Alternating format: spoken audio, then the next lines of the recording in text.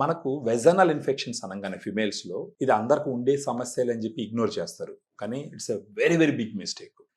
మామూలుగా vaginal infections వచ్చినప్పుడు ఏం చేస్తారంటే యాంటీబయాటిక్స్ వాడతారు, యాంటీ ఫంగల్స్ వాడతారు, వెజైనల్ వాషెస్ కూడా వాడతారు. అవి వాడినప్పుడు కంట్రోల్ అవుతుంది. మళ్ళీ దాని ఆపంగానే ఒక 15 రోజులకి మళ్ళీ ఇన్ఫెక్షన్ వస్తుంది. ఇప్పుడు వెజనల్ ఇన్ఫెక్షన్ వచ్చింది అనుకోండి, వైట్ డిశ్చార్జ్ కానీ, ఇచ్చింగ్ కానీ, యూరినేషన్ పోయినప్పుడు బర్నింగ్ సెన్సేషన్ కానీ, ఫౌల్ స్మెల్ కానీ వచ్చినప్పుడు ఏం చేస్తారంటే డాక్టర్స్ ఇమ్మీడియట్గా కంట్రోల్ చేయడానికి అక్యూట్ కండిషన్ని యాంటీఫంగల్స్ అవి వాడతారు. ఈ antifungals, antibacterials, vaginal washes bad బ్యాక్టీరియాని చంపుతాయి.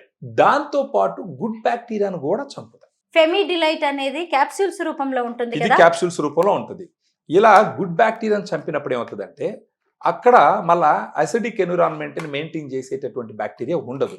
అందుకని మళ్ళా ఇవి antibacterials, antifungals, vaginal washes impact తగ్గిన వెంటనే మళ్ళా గ్రో అవుతుంటాయి. కానీ ఒకటి గుర్తుపెట్టుకోవాల్సింది ఏంటంటే antibacterial, antifungal, vaginal వాషెస్తో పాటు కంపల్సరీ వాడవలసినటువంటి ప్రోడక్ట్ ఫెమిడిలైట్.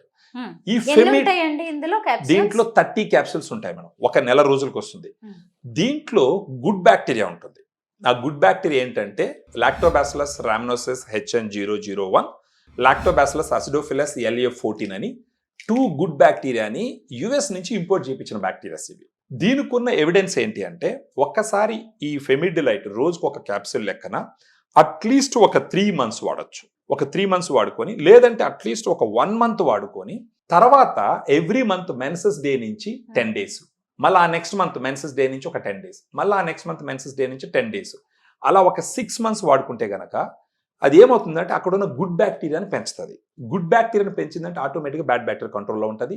వెజనల్ డిశ్చార్జెస్ ఉండవు, ఇరిటేషన్ ఉండదు, పెయిన్ ఉండదు, స్మెల్ ఉండదు, క్లీన్గా నీట్గా ఉంటుంది. దాంతోపాటు ఇమ్యూనిటీని పెంచుతుంది. ఆ ఇమ్యూనిటీ పెరిగిందంటే అంటే వ్యాధి నిరోధక శక్తి అంటాం. వ్యాధి నిరోధక శక్తి బాడీకి పెంచుతుంది. బాడీకి పెంచిందంటే ఆటోమేటిక్గా బాడీ కూడా ఈ బ్యాడ్ బ్యాక్టీరియాకి అగనెస్ట్గా పనిచేసి వాటిని కంట్రోల్ చేసే అవకాశం ఉంటుంది. మళ్ళీ మరొక బెనిఫిట్ ఏంటంటే ఫెమిడిలైట్ వల్ల కొంచెం బాగా వెయిట్ ఉన్నారనుకోండి, కొలెస్ట్రాల్ ఉన్నదనుకోండి ఆడవాళ్ళలో, వాళ్ళలో కొలెస్ట్రాల్ శాతాన్ని కూడా తగ్గిస్తుంది. ఇదేం చేస్తుంది అంటే బైల్ యాసిడ్ని బయట పంపించేస్తుంది ఈ గుడ్ బ్యాక్టీరియా. అప్పుడు ఫర్దర్గా మళ్ళీ బైల్ ప్రొడ్యూస్ అవడానికి కొలెస్ట్రాల్ను వాడుకుంటుంది అనమాట. ఆ విధంగా కొలెస్ట్రాల్ని కూడా తగ్గిస్తుంది.